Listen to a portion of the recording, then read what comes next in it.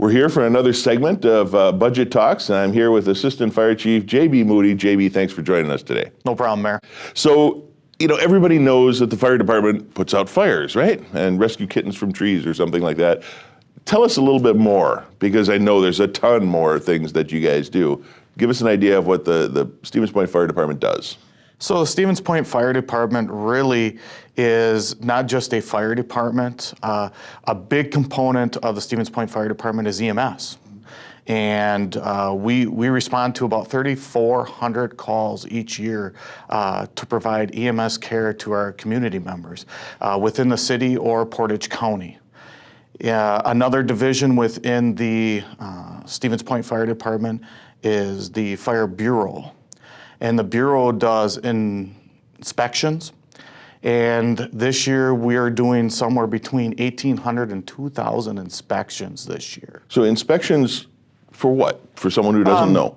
So inspections, they're going out, and if you have a special event, they'll be doing a tent inspection, making sure everything's safe. We're going into every business and every apartment complex that's more than a threeplex, and doing inspections to make sure those individuals, when you walk into those businesses, you can feel confident knowing the fire department's been there, checked for fire safety and fire prevention to make sure everything's, your extinguishers are up to date, your exit lights are lit. So if there were to be a fire, you and your family can get out safely. Excellent.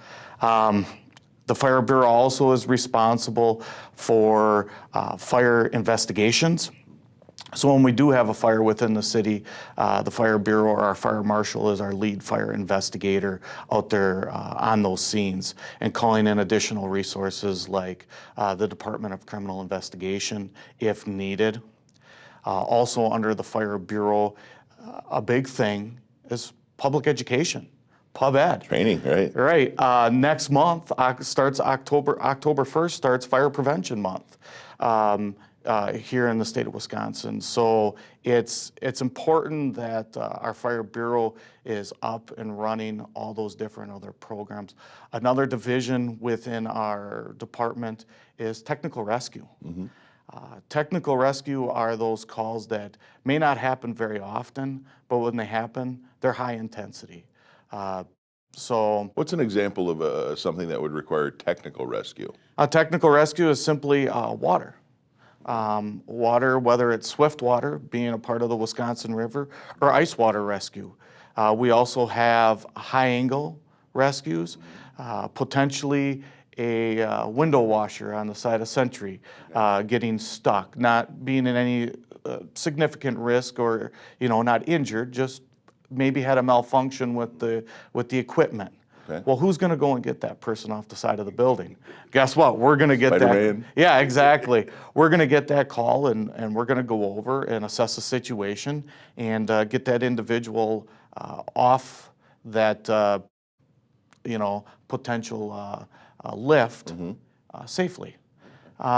We also have confined space capabilities, trench rescue capabilities. If you see your, let's talk about it. There's fall, winter, spring, and then there's road construction season. And so when you see those people out there in those trenches, digging up, whether it's gas mains, water mains, whatever the case may be, if something goes south or goes sideways, we're the individuals who are going to be called to assist in getting that individual out. Okay.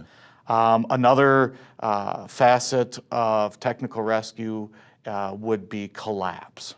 And around here, we have great snow loads on our roofs. And sometimes people don't always design the structure to withstand that snow load. So when those buildings collapse, and if there's people inside, that's when we get involved. And again, we talk about risking a little to save a little, risking a lot to save a lot. And when we arrive on scene, we make those calls, we assess those situations, we get a 360, basically meaning we go all the way around that scene, assessing everything involved.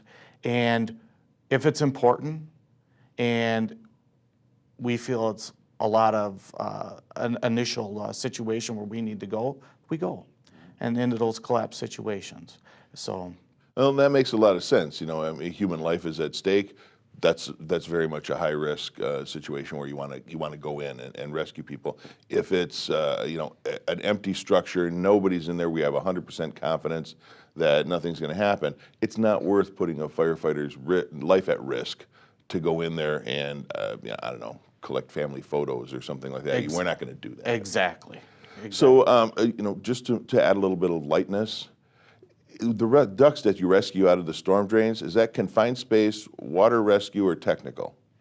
It's a little bit of everything, Mayor. So, I mean, if there's water in the bottom, I guess it'd be a water rescue. But being realistic, when we go in and get those ducks, it's a confined space situation. Is what type of technical rescue it actually is. Sure. But no, and I was talking about this earlier. The fact that you have technical rescue and the high altitude, confined space, all of these things must require special equipment. Yes. So give us an idea of some of the things that we spend the taxpayers' money on in regards to the equipment you use. So each year we have a capital improvement project with technical rescue.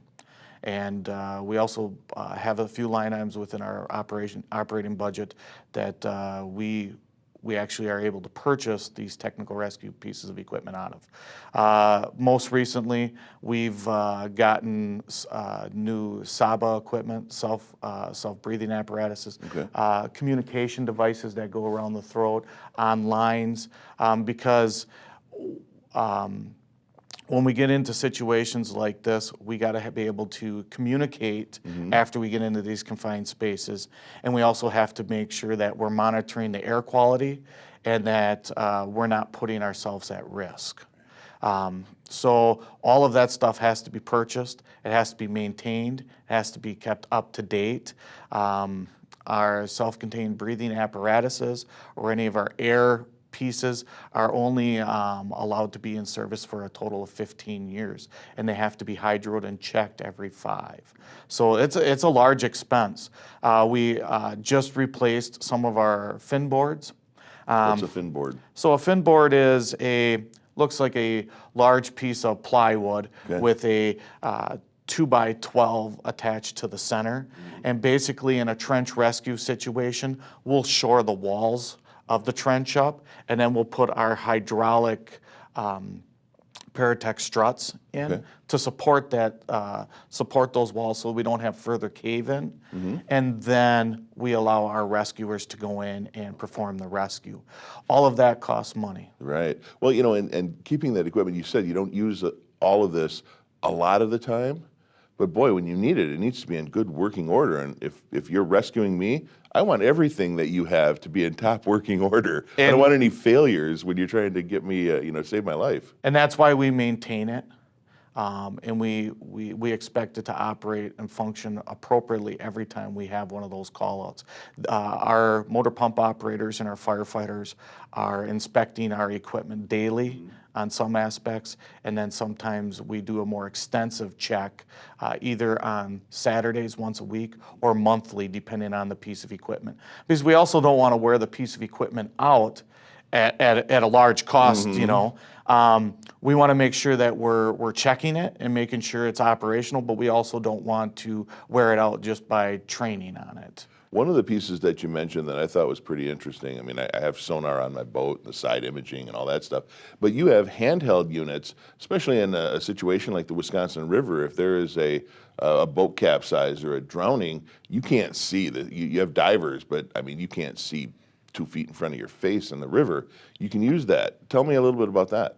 So that is a new piece of equipment we just purchased. It's called the Aqua Eye, and it's a subsurface rescue piece of equipment that uses sonar. So whether it's our lieutenant or captain as the shift commander, when they arrive on scene, they basically submerge themselves into about the waist deep with the proper PPE on, and they start scanning the area of the last known point where that individual was at or where they saw that individual. While the team is getting ready to do a go and putting on their dry suits and their rope lines or tagging out whatever they need to do in this situation, And it all depends if it's an ice water or a swift water, depending on which equipment you use. When they're ready to go, that individual who's using that subsurface sonar capability now has points of reference to be able to send them to and say, potentially they're here, here, or here. You know, that saves a lot of time, and of course, time is critical when you're not breathing.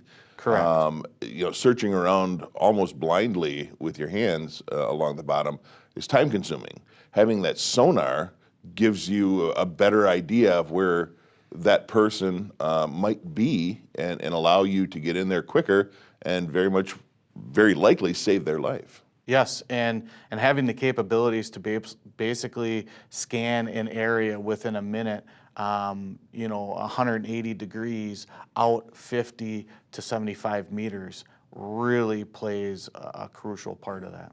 Let's talk about training, because October is Fire Prevention Month. Yes. And I know one of the cool pieces of equipment we got last year has been widely used, just showing people how to use a fire extinguisher.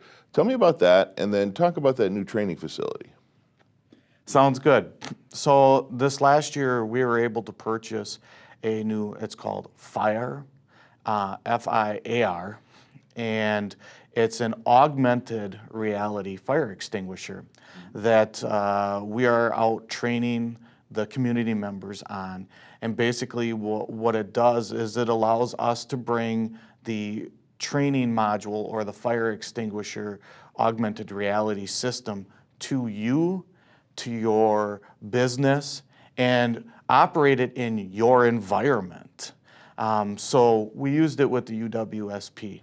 Well, UWSP says, yeah, it's great to come over and put out fires in your back parking lot, but how about coming to us and putting an actual fire on our stove and being able to use the right fire extinguisher products, whether it's A, B, C, K, all the different types, picking that type, picking the right size fire extinguisher, approaching it appropriately with the PASS acronym of point, aim, squeeze, sweep, and then backing up away from the fire, visually keeping your eye on the fire so it doesn't flare back up. It grades all of those things as you are doing the training, and it allows the community members to train on a piece of equipment within their own settings where they're truly going to see the fire. So when it does happen for real, we've created muscle memory out there in the community. And that's a big thing for us, because part of our mission with the Stevens Point Fire Department is really making sure our community members are safe through training, education, and risk reduction. And this is all part of that. You know, and keeping the community safe, of course, is your top priority. We're going one step further with that and creating this training facility. Now, we've been working on this for a few years. Yes. And it's coming right along. Tell us a little bit about what it is and what we hope it to be. And so our new training facility is down at 3100 Whiting Avenue. It started very small and very humbly. We've had a lot of people willing to support the project and become involved. And it has grown over the past few years, just in size, and how much land is truly there for us to be able to capitalize on. We have, in the last few years since this has started, gained some partnerships through Mid-State Technical College and DCI. And we just hosted our first ever State of Wisconsin Fire Investigation State Certification course out there in August. It was a great participation from throughout the state. 21 different counties participated in this event at our training site, and they were here for 2 weeks. Mid-State Technical College has signed a $250,000 agreement with us over the next 10 years. And through other grants and relief programs, we are starting on the project here very soon, moving forward with the infrastructure and building the infrastructure up, and then starting to actually build facilities like our live fire building that'll hopefully be in place by the middle of next summer. Yeah, pretty amazing stuff. And right now you're doing burn cells, which is basically creating a room. You've probably seen this on TV, especially during the holidays, to show you how fast a Christmas tree can go up. But you can simulate an entire room, whether it's a bedroom or a kitchen, and actually create a live fire in there, so you can watch the fire progress. It helps with arson investigation to see, boy, if this mattress caught on fire, but there's no cigarette butt or outlet around, something's kind of weird. Or have the actual experience of putting out those fires, cutting a hole in a roof to vent the fire, those sorts of things. Those are all going to be available out at this training facility, and we're going to have firefighters from all over the area trained here, and then they're going to be out in the world, but their training is going to be right here in Stevens Point. Yeah, their roots and where they're going to start, they'll always remember it's right here in Stevens Point. And that's another thing we're doing is we're designing this facility or this training center in that regard, that eventually we would like to be able to host Wisconsin State certified fire testing. There'll be a testing center, an exam center as well for these individuals. And the fire is one aspect of what you do. You mentioned this earlier. You provide 2 paramedic service basically through the entire county. Now Plover has their segment and Amherst has theirs, but that's some other impressive numbers that I don't think a lot of people know about. When we're talking about sudden cardiac arrest survival rates, we are one of the highest in the area. Can you talk a little bit, I know that's not your wheelhouse, but I know you're well versed in a lot of this. Talk about the EMS side of the fire department. The EMS side is, like I said when we started out, is critical. It's crucial. It's what we do. We are a combination department, so we do fire and EMS. And we are a 2 paramedic system. We house 2 ambulances staffed 24/7, but we also backfill additional ambulances as needed with our fire personnel. Assistant Chief Gemza has been very involved in the latest process and moving forward with our new cardiac monitors. That was a big hurdle that we have just finally seen the light and just actually put that new piece of equipment on our ambulances here within the last month. They've put committees together, and again, we talk about the financial dollars. Right. This is all part of it. But our cardiac save program is second to none. And I would put our paramedics up, and I know speaking for Assistant Chief Gemza, against anyone else in the nation. There is a sudden cardiac arrest percentage saved, they say somewhere between 6 and 11%. We're in the upwards of 40 to 60%. Right. So our numbers are way above that, national average, and that it truly comes down to the programs we're running, the protocols we have in place, the equipment we have, the Lucas devices. A Lucas device is, instead of doing the old CPR, 2 hands, 30 to 2, this is what we've learned is continuous compressions. And we hook up a machine, and we're giving them proper depth compressions consistently versus having you or I wear out after 2 minutes and having to switch. And we've seen great success with those programs as well, or those pieces of equipment that we've added in the last, 5 years. But training is another aspect to this whole program. And we didn't get a chance to touch on training. And I know Division Chief Howard would be upset if I didn't get a chance to right. talk about training since he's our new Division Chief of Training and has been in the position for a little over a year. We start with training and we end with training. And without training, we can't provide the services we do to the public. We start by going to school and getting a general education in fire and EMS, but it's the consistent training that we do in-house every day to be proficient in all those other skills and disciplines that we talked about earlier, that when that call comes in, we can provide that service and provide it in a professional manner. It's muscle memory, and we are second to none. And that's truly due to our training division. Yeah, and there is some amazing things that go on there. I know that they have the Emergency Services Citizens Academy that they run every fall. It's going on right now, Yes. where people can get a taste of what emergency services does, and some of that confined space training, the rescue, going in a smoke-filled room and trying to find that.